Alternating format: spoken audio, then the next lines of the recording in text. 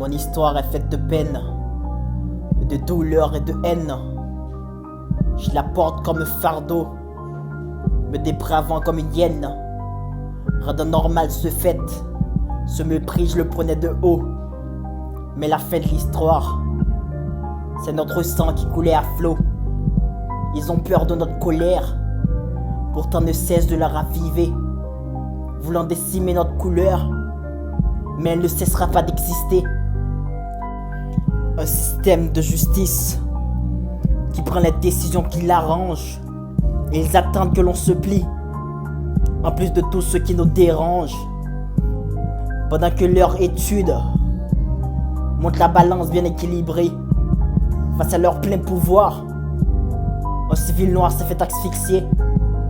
Il parle bien d'une race, et c'est la race humaine. J'ai bien envie d'y croire, mais voilà d'où ça mène.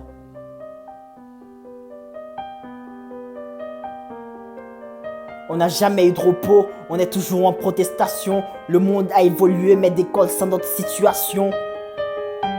Les chaînes sont imperceptibles, mais elles n'en demeurent pas moins présentes. Au pays des droits de l'homme, les violences raciales sont bien fréquentes.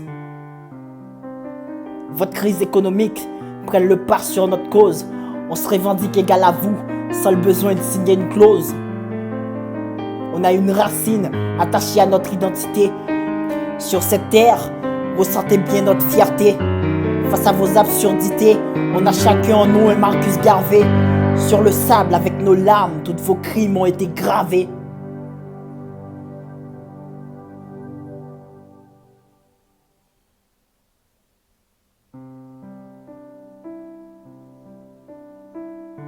En quoi ma couleur m'identifie comme un criminel, ciblé comme une proie quand viendra le bout du tunnel, dépourvu de qualité humaine, sur vos attributs intellectuels.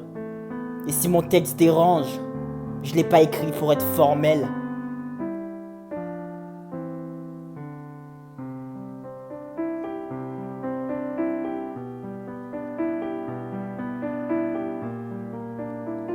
Vous vous appropriez de nos arts, de nos sciences et de nos terres. De tout le reste, vous êtes bien à l'origine des entités communautaires.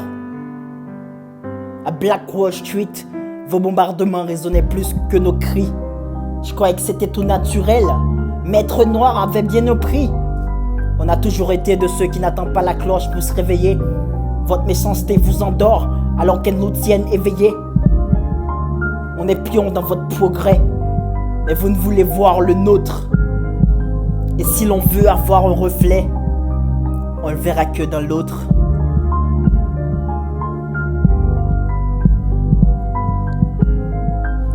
La violence n'est rien que le résultat d'une position dans notre état d'esprit.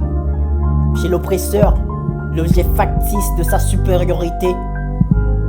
Chez l'oppressé, l'objet de son envie d'égalité.